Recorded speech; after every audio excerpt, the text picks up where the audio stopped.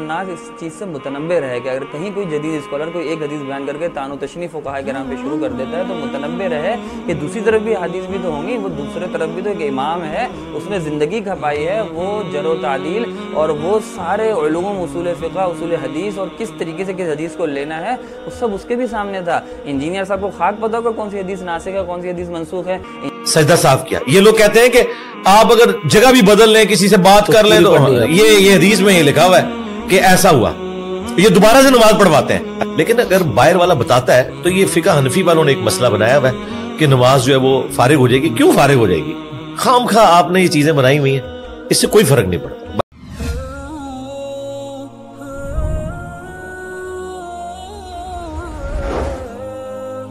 अस्सलामु अलैकुम वरहमतुल्लाहि वबरकातुहू। नमाज के दौरान नमाजी का किसी से बात करना या किसी गैर नमाजी से कोई लुक़मा लेना, उसकी किसी बात का जवाब देना या इसी तरह क़िबला रुख से फिर जाना, इन तीनों सूरतों में नमाज फासिद हो जाती है या नहीं होती, टूट जाती है या नहीं टूटती। फ़ुक़हा किराम का इस बारे में क्या मज़हब है, क्या मनहज है, फ़िक़्ह हनफ़ी का क्या मौक़िफ़ है, फ़ुक़हा किराम किस तरह इस मसले में इस्तिदलाल करते हैं किन अहादीस से, और जो अहादीस मुआरिज़ हैं उसका क्या जवाब देते हैं। ये तमाम बातें आम फ़हम अंदाज में इंशाअल्लाह इस वीडियो में मैं आपके सामने बयान करूँगा। ख़ास तौर पे अवामुन्नास के लिए ये वीडियो इंशाअल्लाह फ़ुक़हा किराम, उनका मनहज, उनका तरीक़ा इस्तिदलाल और तमाम अहादीस फ़िक़्ह उसूल फ़िक़्ह पे उनके अबूर को जानने से मुताल्लिक़ इंशाअल्लाह इंतहाई मुमिद और मुआविन साबित होगी। ये सिलसिला हमने इंशाअल्लाह आज से शुरू किया है। इससे मुताल्लिक़ मुख्तलिफ़ वीडियोज़ हम इंशाअल्लाह बनाएंगे जिसमें नाम नहाद जदीद किस्म के स्कॉलर्स किस तरह एक मसले में किसी एक हदीस को लेके फ़ुक़हा किराम से बिलख़ुसूस इमाम अबू हनीफ़ा रहमतुल्लाह से अवामुन्नास को बदज़न करने और उनके जहन को गुमराह करने की किस तरह कोशिश करते हैं। इस मसले को और वीडियो को आखिर तक सुनिएगा, इंशाअल्लाह ये बात आपके सामने रोज़े रोशन की तरह वाज़े हो जाएगी। तो देखें, नमाज के दौरान अगर कोई इंसान दूसरे से बात करता है या उसकी किसी बात का जवाब देता है तो उससे मुताल्लिक़ इमाम अबू हनीफ़ा रहमतुल्लाह का मज़हब ये है, फ़िक़्ह हनफ़ी का मौक़िफ़ ये है कि उस शख़्स की नमाज टूट जाती है, उस शख़्स की नमाज टूट जाती है। 4 दलाइल है, मुख्तसर अंदाज में 4 हदीसें आपके सामने पेश करता हूँ, उसके बाद आगे हम बात को बढ़ाएंगे। सबसे पहली हदीस देखें, मुस्लिम शरीफ की हदीस है 537 नंबर 537 नंबर हदीस है मुआविया इब्न हकम रज़ियल्लाहु ताला अन्हु से।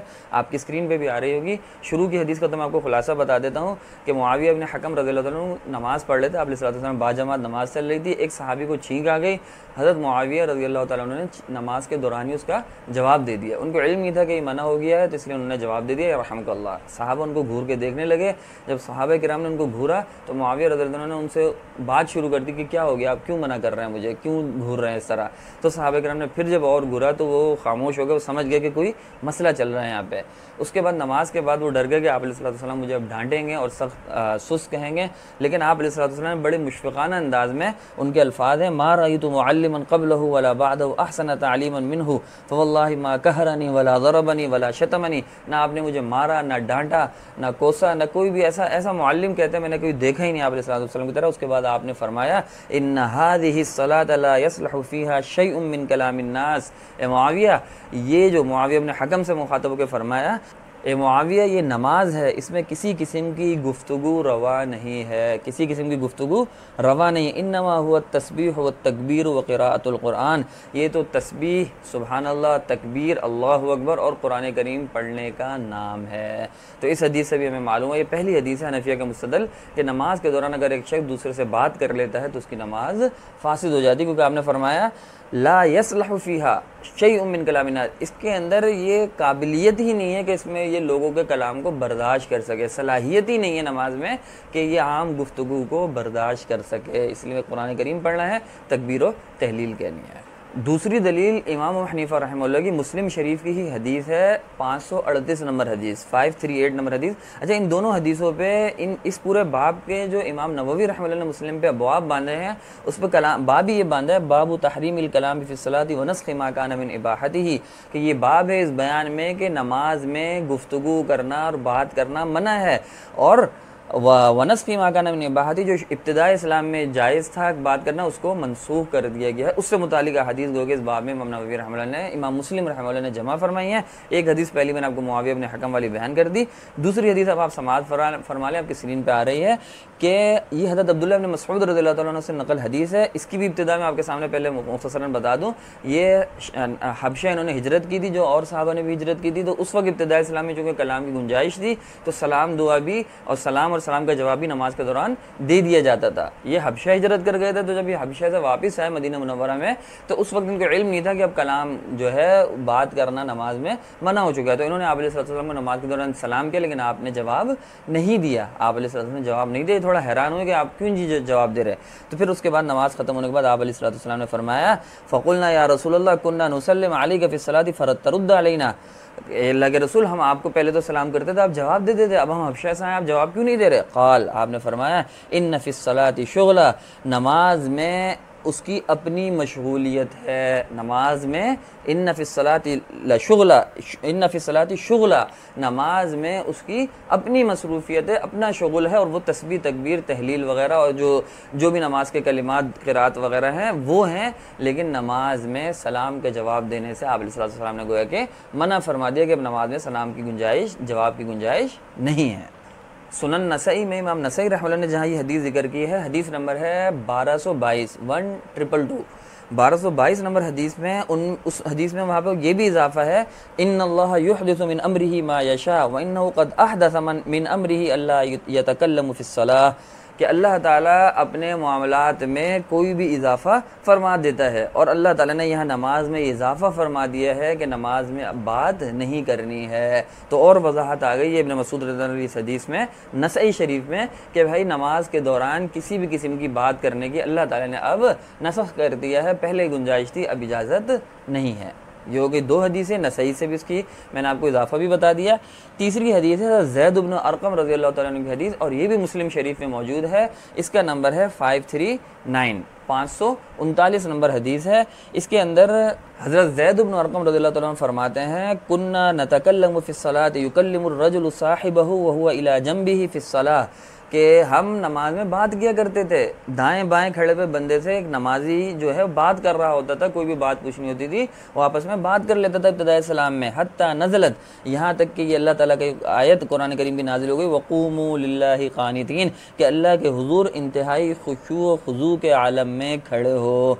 तो वक़ूमू लिल्लाहि क़ानितीन ने अल्लाह के सामने खुशू और खुज़ू से खड़े हो, दाएं बाएं बात करना या दाएं बाएं चले जाना, रुख मोड़ लेना, वक़ूमू लिल्लाहि क़ानितीन। हदीस ने यह वजाहत कर दी कि इस आयत से कुरान नमाज के दौरान बात करने की नसख और मना वारिद हुआ है। तो ये तीन हदीसें हो गई जिससे नमाज के दौरान बात करने की, सलाम के जवाब देने की या किसी भी किस्म के कलाम की मना मालूम होता है। तीन हदीसें हो गई। चौथी दलील जो इमाम हनीफा रहमतुल्लाह की दलील है वो बुखारी और मुस्लिम की हदीस है, अलबत्ता ज़्यादा वाज़ेह अल्फाज में वो हदीस जो कि शरह मानिउल आसार में इमाम तहावी रहमतुल्लाह ने तहावी शरीफ में नकल की है। तो पहले मैं आपके सामने तहावी के अल्फाज नकल करता हूँ और फिर मैं बुखारी और मुस्लिम के भी आपके सामने अल्फाज नकल करूँगा। देखें, तहावी शरीफ में एक हदीस है, तवील हदीस है, जहाँ पे बस आप ये खुलासा उसका ये समझ लें कि अगर कोई गलती हो जाए इमाम से तो पीछे वाले मुक्तदी ने क्या करना है, वो किस तरह इमाम को मुतनब्बे करेगा। अगर वो पहली रकात में ही बैठ जाता है या वो दूसरी रकात में कादा नहीं करता और खड़ा हो रहा होता है तो मुक्तदी ने क्या करना है। आप अलैहिस्सलाम ने फरमाया, बड़े मशहूर अल्फाज आपने सुने होंगे, इन्नमत तस्फीक़ु लिन्निसाइ व तस्बीहु लिर्रिजाल, अगर पीछे जमात में औरत मौजूद है तो वो ताली बजाएगी, हाथ की पुष्प पे अपना दूसरा हाथ मारेगी, इस तरीके से वो मुंह से कुछ नहीं बोलेगी, सुभान अल्लाह अल्हम्दुलिल्लाह नहीं कहेगी, इस तरह हाथ पे हाथ मार के इमाम को मुतनब्बे करेगी कि कोई गलती हो रही है। और वह तस्बीह लिर्रिजाल, और मर्द जो है वो सुभान अल्लाह कहेगा, सुभान अल्लाह कहेगा तो इमाम खुद मुतनब्बे हो जाएगा कि कोई गलती हुई है। जो बुखारी में ज़्यादा वजाहत से ये चीज़ ज़्यादा वजाहत से, ये अल्फाज इस तरह चुके नहीं है, इसलिए मैंने तहावी के अल्फाज आपके सामने 2532 नंबर हदीस है, 2532 नंबर तहावी की, उसमें अल्फाज ये ज़्यादा वाज़ेह है कि इन्नमत तस्बीह लिर्रिजाल व तस्फीह, इन्नमत तस्फीक़ लिन्निसा व तस्बीह लिर्रिजाल, औरत ताली बजाएगी हाथ से और मर्द जो है वो सुबहान अल्लाह कहेगा तो इमाम मुतनब्बे हो जाएगा। बुखारी शरीफ के अंदर नाज़िराम 1234 नंबर, 1234 नंबर हदीस, और मुस्लिम शरीफ की 421 नंबर हदीस, 421 नंबर हदीस में यही वाक़या, यही अल्फाज यानी थोड़े से तबादले के साथ मौजूद हैं। उसका भी मैं आपके सामने खुलासा बताता हूँ और उसके बाद वो अल्फाज क्या हैं वो भी आपके सामने बयान करता हूँ। आपके सामने मुस्लिम शरीफ की 421 नंबर हदीस आ रही होगी। इस पूरी हदीस का भी मैं खुलासा आपको बताता हूँ। मुस्लिम शरीफ की जो हदीस नंबर 421 है और बुखारी में भी यही वाक़या 19-20 अल्फाज के साथ मौजूद है कि आप अलैहिस्सलाम एक कबीला था बनु अम्र इब्न औफ, उनके दरमियान कुछ झगड़े थे, उसमें सुलह के लिए आप अलैहिस्सलाम तशरीफ़ ले गए। तो नमाज का वक्त हो गया और आप अलैहिस्सलाम वापस तशरीफ़ ना ला सके। तो आप अलैहिस्सलाम के जो मुअज्जिन थे, मुस्लिम के अल्फाज से मुअज्जिन अल मुअज्जिन जा अल मुअज्जिन इला अबी बकर, मुअज्जिन रसूल जो थे वो अबू बकर के पास है। और बुखारी शरीफ में हज़रत बिलाल रज़ियल्लाहु अन्हु के नाम की तसरीह मौजूद है और नमाजी भी मौजूद थे और हज़रात सहाबा किराम भी मौजूद थे, लेकिन वो हज़रत अबू बकर रज़ियल्लाहु अन्हु के पास है और उनसे फरमाया कि आप अलैहिस्सलाम तशरीफ़ नहीं ला पा रहे हैं, ताख़ीर हो रही है, नमाज का वक्त निकल रहा है, आप नमाज की इमामत फरमा दें। दीगर और दलाइल के साथ नाज़िराम ये भी एक दलील है हज़रत अबू बकर रज़ियल्लाहु ताला अन्हु की खिलाफत बिला फसल की। सहाबा किराम को भी मालूम था कि अगर आप अलैहिस्सलाम अभी तशरीफ़ नहीं ला रहे हैं, मौजूद ना हो, तो अबू बकर रज़ियल्लाहु ताला अन्हु ही इस्तिहक़ाक़ इमामत रखते हैं, जो आखिरी वक्त में भी आप अलैहिस्सलाम ने हज़रत अबू बकर को आगे फरमाया है। इस मौके पे भी जब वो बनु अम्र इब्न औफ के पास आप अलैहिस्सलाम गए, बुखारी मुस्लिम की हदीस है, सहाबा किराम किसी और सहाबी के पास नहीं गए, मुअज्जिन रसूल बिलाल, उनके इल्म में था कि जाना है तो अबू बकर के पास जाना है। वो अबू बकर के पास बैठे हुए थे, तशरीफ़ लाए, आए और उनसे अर्ज़ किया कि आप नमाज़ पढ़ें। अबू बकर ने जब देखा तो वो आगे बढ़े, नमाज के लिए खड़े हो गए। नमाज के लिए खड़े हो गए, नमाज इब्तिदा भी हो गई, इतने में आप अलैहिस्सलाम पीछे से तशरीफ़ ले आए। आप अलैहिस्सलाम वापस तशरीफ़ आ गए। जब वापस आए तो आप अलैहिस्सलाम आगे बढ़ने लगे कि मैं पहली समय में मुक्तदियों में खड़ा हो जाऊँगा और अबू बकर रज़ियल्लाहु अन्हु के पीछे ही नमाज़ पढ़ने का आप अलैहिस्सलाम का इरादा था।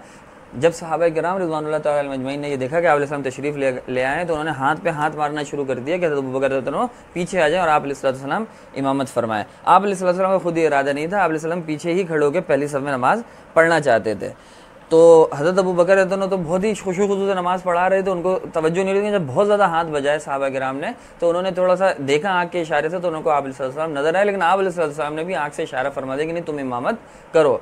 लेकिन फिर भी हज़रत अबू बकर रज़ियल्लाहु अन्हु को वो ये मुनासिब मालूम नहीं है कि आप अलैहिस्सलाम पीछे हों और मैं आगे इमामत करूँ। वो पीछे हट गए, आप अलैहिस्सलाम आगे आए, आप अलैहिस्सलाम ने उसके बाद नमाज़ पढ़ा दी। नमाज़ पढ़ाने के बाद आप अलैहिस्सलाम ने पहले तो अबू बकर से फरमाया कि जब मैंने इशारा किया था तो नमाज़ पढ़ा देते। हज़रत अबू बकर ने ये कहा कि अबू कुहाफ़ा के बेटे के लिए ये मुनासिब नहीं है कि अल्लाह के नबी पीछे खड़ा हो आगे नमाज़ पढ़ाए। उसके बाद आप अलैहिस्सलाम ने क्या अल्फाज फरमाए, आप वो अल्फाज मुलाहज़ा फरमाए। आपने फरमाया माली राइतुकुम अक्सरतुमुत तस्फीक, मैं क्या देख रहा हूँ सहाबा किराम, ए सहाबा मैं क्या देख रहा हूँ, अक्सरतुमुत तस्फीक, तुमने जो है ताली बजाना, हाथ पे हाथ मारना बहुत ज़्यादा कर दिया। मन नाबहु शैउन मिन फ़ी सलाती फलयुसब्बिह, जिसको नमाज में कोई भी बात बतानी हो इमाम को, कोई भी ऐसा काम हो, फलयुसब्बिह, उसको चाहिए सुबहानल्लाह कहे, फलयुसब्बिह सुबहानल्लाह कहे, फ़इन्नहु इज़ा सब्बह उल्तुफ़िता इलैहि, क्योंकि जब वो तस्बीह कहेगा सुबहानल्लाह कहेगा, इमाम मुतवज्जह हो जाएगा, इमाम समझ जाएगा कि कोई गड़बड़ हो गई है। वइन्नमा तस्फ़ीह लिन्निसा, ताली तो औरत ने बजानी है, तस्फीक औरत के लिए है, मर्द के लिए जो है सुबहानल्लाह कहना है।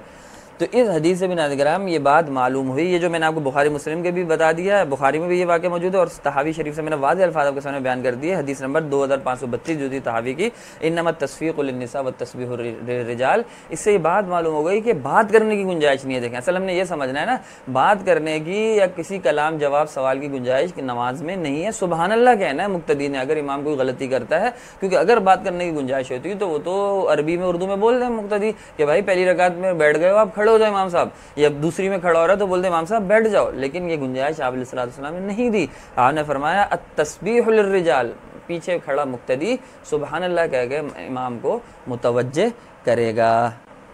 ये चारों हदीसें मैंने आपके सामने जिक्र कर दी नाज़िराम, जो सही हदीस है और इमाम हनीफा रहमतुल्लाह की मुस्तदल है कि नमाज में बात करना, सलाम का जवाब देना, या इन चीज़ों की गुंजाइश नहीं है, बाहर से लुक़मा लेने की गुंजाइश नहीं है। इसके मुकाबले में अच्छा, इसके अलावा भी बाद मुस्तदलात और भी हैं, लेकिन ये सही तरीन मुस्तदल थे जो मुस्लिम शरीफ में मौजूद थे, एक बुखारी में था, तहावी में था, मैंने आपके सामने जिक्र कर दिया है। इसके अलावा भी मुस्तदलात हैं, उनसे हम कतई नज़र करते हुए अब बात आगे बढ़ाते हैं कि एक हदीस है जिसको हदीस ज़ुल्यदैन कहते हैं। हदीस ज़ुल्यदैन क्या है मैं आपके सामने जिक्र करता हूँ और वो इसके मुआरिज़ हैं, इन चारों के मुआरिज़ है, लेकिन उसमें क्या तफसीलात हैं, क्या जवाबात हैं, मैं आपके सामने उस हदीस के जिक्र करने के बाद जिक्र करूँगा। देखें, बुखारी मुस्लिम की हदीस है जिसमें आता है, उसका खुलासा मैं आपको इब्तिदाई अल्फाज़ का तो खुलासा बताता हूँ कि आप अलैहिस्सलाम ने असर की नमाज़ आता है 2 रकात पढ़ा दी, 4 रकात की बजाय 2 रकात पढ़ाई, सलाम फेरा और मस्जिद से निकलने लगे। जब निकलने लगे तो पीछे मौजूद सहाबा किराम जो है वो हक्का बक्का रह गए, लेकिन उनको हिम्मत नहीं हो रही थी कि आप अलैहिस्सलाम से अर्ज़ करें कि अल्लाह के रसूल आपने तो 2 रकात नमाज़ पढ़ा दी है। लेकिन एक सहाबी थे ज़ुल्यदैन कहलाते हैं वो, उनके हाथ थोड़े बड़े थे तो उनका लक़ब भी ज़ुल्यदैन मशहूर हो गया था। वो आप अलैहिस्सलाम की तरफ बढ़े और उन्होंने दरवाजे पे मस्जिद से निकलते वक्त आप अलैहिस्सलाम ने फरमाया कि अल्लाह के रसूल अक़ुसिरत सलात अब नसीदा, क्या नमाज में कसर हो गई, नमाज 2 रकात हो गई है 4 से, या आप भूल गए? आप अलैहिस्सलाम ने फरमाया ना नमाज कम हुई है ना मैं भूला हूँ। यानी आप अलैहिस्सलाम को ये भी इल्म नहीं था, ये भी याद नहीं था कि मैं भूल चुका हूँ, इसलिए आपने फरमाया नमाज भी 4 ही रकात है, कम नहीं हुई है और मैं भूला भी नहीं हूँ। लेकिन उन्होंने फिर जब ये आप अलैहिस्सलाम से जिक्र किया तो आप अलैहिस्सलाम ने सहाबा की तरफ देखा तो सहाबा ने भी इस बात की तस्दीक की कि नहीं 2 रकातें आपने पढ़ा दी हैं, 4 नहीं पढ़ाई। इसके बाद आप अलैहिस्सलाम मुसल्ले की तरफ आए हैं और आपने बकिया 2 रकातें पढ़ाई, पूरी 4 दोबारा नहीं पढ़ाई, 2 रकातें जो बच गई थी वो पढ़ाई और सलाम फेर दिया है। फिर इस हदीस का क्या जवाब होगा, यानी हज़रत ज़ुल्यदैन की हदीस जिससे क़िबला रुख से फिर जाने और बात करने का जवाज़ मालूम होता है, इसका क्या जवाब होगा? देखिए, अगर एक शख्स उन 4 हदीसों का कायल है और बात ना करने का कायल है, हदीस के दौरान नमाज के दौरान बात के जवाज़ का कायल नहीं है, तो उसको इसका जवाब देना होगा, हज़रत ज़ुल्यदैन की हदीस का महमल बताना होगा। और एक शख्स बात करने का कायल है तो उसको फिर उन 4 का जवाब देना होगा जो मैंने आपके सामने 4 हदीसें पहले बयान की, जो हनफिया की मुस्तदल हैं। बहरहाल हनफिया जब उसके कायल हैं कि नमाज के दौरान बात करना या क़िबला रुख से फिर जाने की इजाज़त नहीं है, तो वो हज़रत ज़ुल्यदैन की इस हदीस का जवाब और महमल पेश करते हैं। बात को तसल्ली से सुनिएगा, आराम से सुनिएगा, इंशाअल्लाह आपको पूरा मसला, पूरी बात वाज़ेह अंदाज में समझ में आएगी। मैंने बड़ी तसल्ली से आपको पहले 4 दलाइल अपने बताए, फिर हज़रत ज़ुल्यदैन की हदीस भी आपके सामने पेश की कि जो मुखालफत, जो मुआरिज़ थी हमारे मसले से। अब मैं इसके जवाब आपके सामने पेश करता हूँ। देखें, फ़ुक़हा अहनाफ़ की तरफ से इसके मुख्तलिफ़ जवाबात दिए गए इस हदीस के। सबसे पहला और बड़ा जवाब तो यही है कि यह हदीस मनसूख़ है। ये हदीस इब्तिदाए इस्लाम में मक्का मुकर्रमा में जब नमाज होती थी उस वक्त की हदीस है और इसके मुख्तलिफ़ क़राइन है जो मैं आपके सामने पेश करता हूँ। देखिए, सबसे पहला करीना तो इसका यही है कि जो अब्दुल्लाह इब्न मसूद वाली हदीस जो दूसरी मैंने आपके सामने मुस्लिम शरीफ की जिक्र की थी, उसमें नजाशी के दरबार में जाने से पहले का जिक्र है कि सलाम का जवाब भी दे देता अलैहिस्सलाम, लेकिन जब वो वापस आए तो आप अलैहिस्सलाम ने उनको वज़ाहत से फरमा दिया कि अब बात करना मनसूख हो चुका है, अब नमाज में बात करना मनसूख हो जाए, अब मैं सलाम का जवाब नहीं दूंगा। तो उन्होंने हज़रत अब्दुल्लाह इब्न मसूद रज़ियल्लाहु अन्हु को आप अलैहिस्सलाम ने तरीके से बात समझा दी थी। ये भी इस बात पर दलालत करता है कि पहले नमाज में कलाम की गुंजाइश थी, उसी वक्त ये हज़रत अबू हुरैरा की जो हदीस है, हदीस ज़ुल्यदैन, ये पेश आई होगी। वरना अगर ये बाद की हदीस होती तो आप अलैहिस्सलाम, एक तो ये वही अब्दुल्लाह इब्न मसूद वाली हदीस है, और दूसरी जो हदीस मैंने आपके सामने इन्नमत तस्बीहुल रिजाल वाली बुखारी मुस्लिम की और तहावी की पेश की है, इन्नमत तस्बीहुल रिजाल व तस्बीहुल निसा वाली, उससे भी देखें मालूम होता है कि ये हदीस मनसूख है। क्योंकि अगर ये हदीस मनसूख ना होती ज़ुल्यदैन वाली तो फिर आप अलैहिस्सलाम तो इधर ये कहते हैं ना नमाज के बाद कि भाई आपने तस्बीह पढ़नी थी, सुभान अल्लाह कह के मुझे बताना था, अगर 2 पे सलाम फेर रहा था, आपने सलाम आपने मेरे को क्यों नहीं बताया? 2 रकात पे अगर मैं सलाम फेर रहा था तो तस्बीह कहने की जो तलकीन आप हर मौके पे बाद में करते थे, तस्बीहुल रिजाल व तस्बीहुल निसा, वो इस मौके पे ना करना भी इस बात की अलामत है कि ज़ुल्यदैन रज़ियल्लाहु तआला अन्हु हदीस मनसूख है। नेज़ अगर बिलफर्ज हम इसको मनसूख ना भी माने तो ये ख़बर वाहिद है। और उधर वक़ूमू लिल्लाहि क़ानितीन जो हदीस में तशरीह कर दी कि नमाज से मुतालिक वारिद हुआ था कि भाई नमाज में कलाम की गुंजाइश नहीं है, तो वहाँ नस्से किताब है और यहाँ ये ख़बर वाहिद है। एक वाक़या है जिसका उमूम नहीं है, तो एक वाक़ये से एक मनसूस जो नस है कुरान करीम का और मनसूस कौलन आप अलैहिस्सलाम ने जब मना कर दिया कि बात करने की नमाज में गुंजाइश नहीं, जो और हदीस भी मैंने आपके सामने 2 जिक्र की, तो कौल को तरजीह दी जाएगी फ़ेल पर। यहाँ एक अमली वाक़या है जिसमें बहुत से एहतिमालात हैं कि इशारों से बात हुई, बाद में ये भी कहा कि वो बातें इशारे से हुई थी, कलाम किया ही नहीं गया था, लेकिन बहरहाल वो इशारे से थी या ज़बान से थी, लेकिन वो एक वाक़ये का जिक्र है। जबकि यहाँ कौलन आप अलैहिस्सलाम मना फरमा रहे हैं इन हदीस में, और वक़ूमू लिल्लाहि क़ानितीन में कुरान करीम का नस है इस बात पे, और उसकी तशरीह सही अहादीस ने कर दी कि कुरान करीम की आयत नमाज में बात करने की मुमानत से मुतालिक वारिद हुई है, तो उस पर इजाफ़ा एक ख़बर वाहिद के ज़रिए से फ़ुक़हा अहनाफ़ करने के कायल नहीं है। इसके अलावा एक और मसला भी है, वो भी बताता हूँ। वो भी इस बात की दलील है कि ये हदीस मनसूख है ज़ुल्यदैन वाली। वो मसला ये है कि इब्न माजा की एक हदीस है 1221 नंबर 1221 नंबर हदीस, उसमें आप ने फरमाया मन सबक़ हदसन और रुआफ, जिसको नमाज के दौरान हदस हो जाए, खुरूज री हो जाए उसकी, या रुआफ नक्सीर हो जाए, अन्ना युतवज़्ज़ा, तो वो वज़ू करे जाके, वयबनी अला सलाती, और अपनी नमाज की बिना कर ले, बकिया नमाज पढ़ ले, मालम यतकल्लम, जब तक उसने बात ना की हो, जब तक उसने बात नहीं की। इसी बिना पे फ़ुक़हा अहनाफ का, हनफिया का यही मज़हब है कि अगर जाके एक शख्स को खुरूज री या कोई भी हदस लाहिक हो जाता है नमाज के दौरान, तो जाके वो वज़ू करेगा और आके अपनी नमाज की बिना कर सकता है, मालम यतकल्लम, जब तक उसने बात ना की हो। तो देखें, अब वो जो मसला है, ज़रूरत के वक्त वहाँ पे क़िबले रुख से इस्तक़बाल ख़त्म हो रहा है, तब भी फ़ुक़हा हनाफ ने हदीस की बिना पे इसकी इजाज़त दी है, गुंजाइश मौजूद है, क्योंकि वहाँ ज़रूरत है और हदीस मौजूद है। लेकिन मा लम यतकल्लम की तसरीह भी हदीस में मौजूद है कि जब तक बात न की हो, और यहाँ पे आप अलैहिस्सलाम और सहाबा किराम बात कर रहे हैं, उसके बावजूद भी बिना की गई है, ये भी ये बात पे दलालत करती है कि ये इब्तिदाए इस्लाम की हदीस है। ज़ुल्यदैन वाली हदीस इब्तिदाए इस्लाम का वाक़या है, मक्का मुकर्रमा का वाक़या है। बाद में इसकी मुमानात वारिद हो गई थी कि नमाज के दौरान बात करने की इजाज़त नहीं है। एक चौथा करीना ये भी है कि यहाँ हज़र और इबाहत जमा हो गए।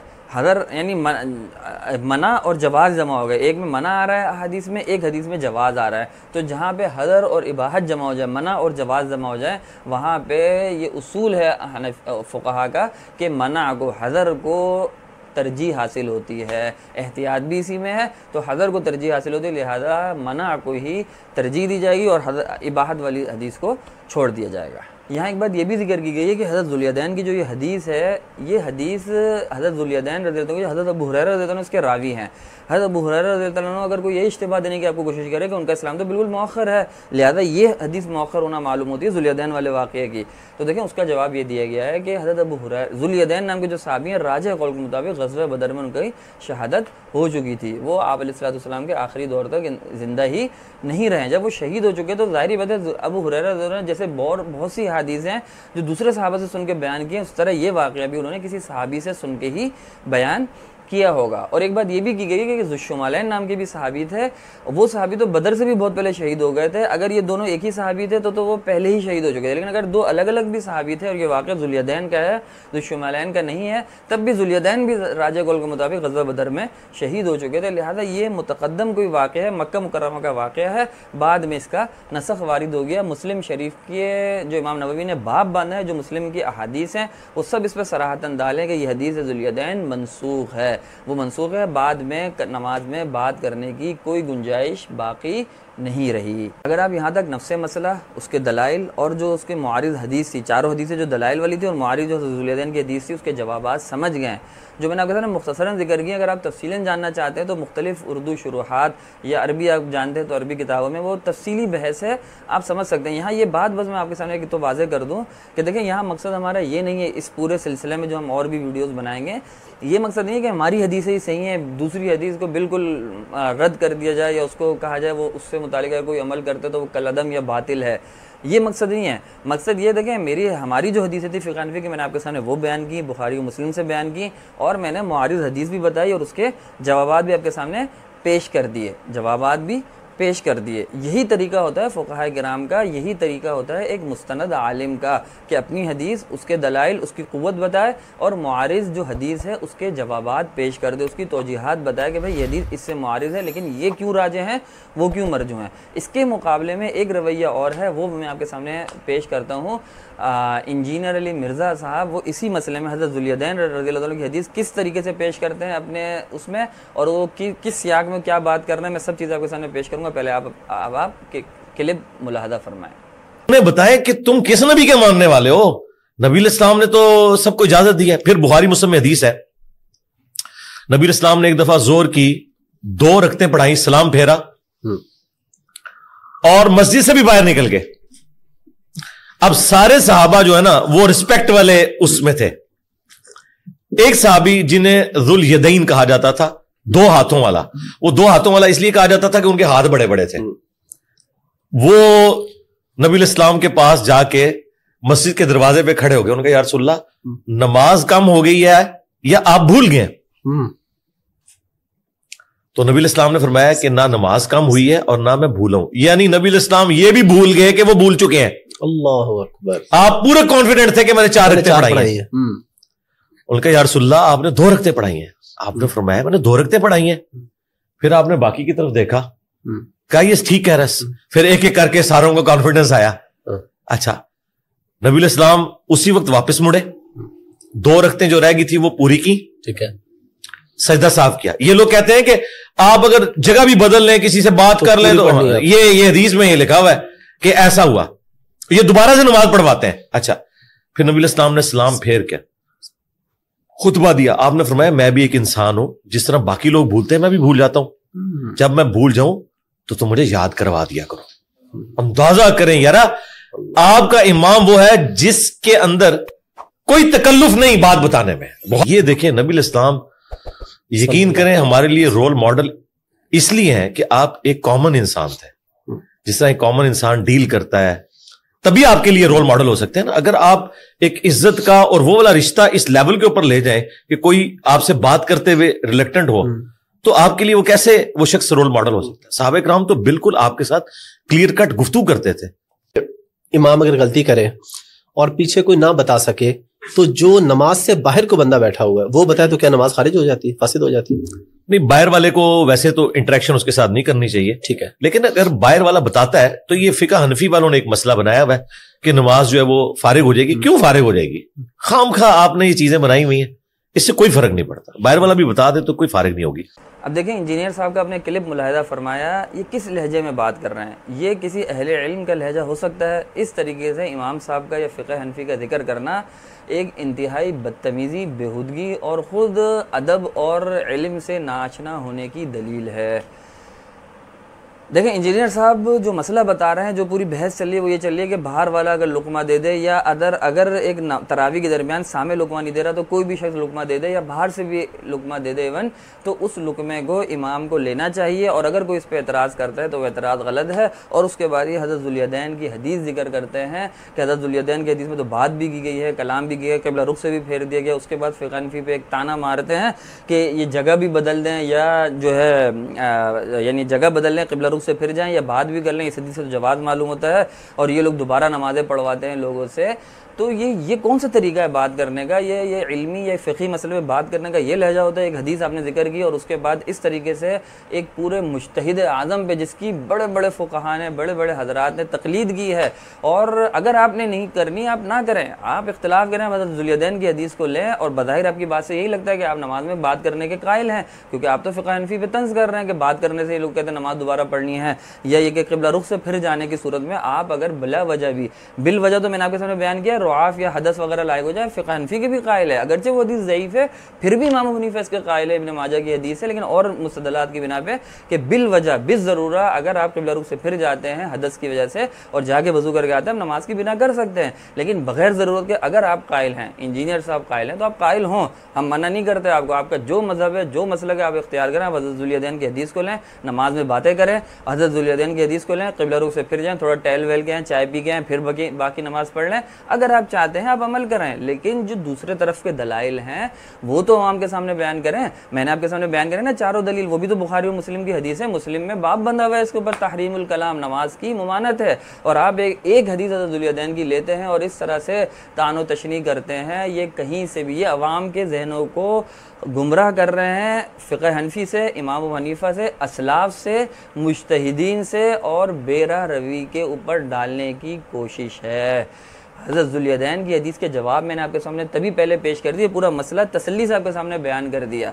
लेकिन अगर मैंने आपको फिर बता रहा हूँ तो ज़ुल्यदैन की हदीस को लेना है, आपने बात करनी है, आप करें, लेकिन दूसरों की हदीस को भी तो सुने, जहाँ पे आप अलैहिस्सलाम फरमा रहे हैं कि इस नमाज में कलाम की गुंजाइश नहीं है। अब मैं सलाम का जवाब नहीं दूंगा, इब्न मसूद वो पहले था, नसख हो चुका है। अब वक़ूमू लिल्लाहि क़ानितीन, ज़ैद इब्न अरक़म कह रहे हैं, जब ज़ैद ये आ गया हमने बात करना ख़त्म कर दी। अब आप अलैहिस्सलाम फरमा रहे हैं इन्नमा तस्फ़ीक़ु लिन्निसा व तस्बीहु लिर्रिजाल। अब तो सुबहानल्लाह कह के के इमाम को मुतनब्बे करना है, बात करने की गुंजाइश नहीं है। लिहाजा वो हदीसें हैं उनका जवाब दें, आप उनका जवाब दे दें, हदीस ज़ुल्यदैन को ले लें, आपको मुबारक हो। लेकिन इस तरीके से अवाम के जहन को गुमराह करना और ऐसी बातें करना, कहीं से भी अवाम ना उसको कबूल करेगी। ये आपकी बदइल्मी और आपकी बददियानती है कि आप एक हदीस जिक्र करें। और मैं आपके सामने अगली भी जो वीडियो बनाऊंगा उसमें भी किस तरह उन्होंने कुरान करीम हाथ में लेके पढ़ने वाले मसले में फ़ुक़हा अहनाफ पे और फ़ुक़हा किराम पे तंज़ और तान के तीर बरसाए हैं और क्या उसका वो मैं आपके सामने अगली वीडियो में बयान करूँगा। लेकिन यहाँ बस मकसद यही है कि अवाम उन्नास इस चीज़ से मुतनब्बे रहे कि अगर कहीं कोई जदीद स्कॉलर कोई एक हदीस बयान करके तानो तशनी फ़ुक़हा किराम पे शुरू कर देता है तो मुतनब्बे रहे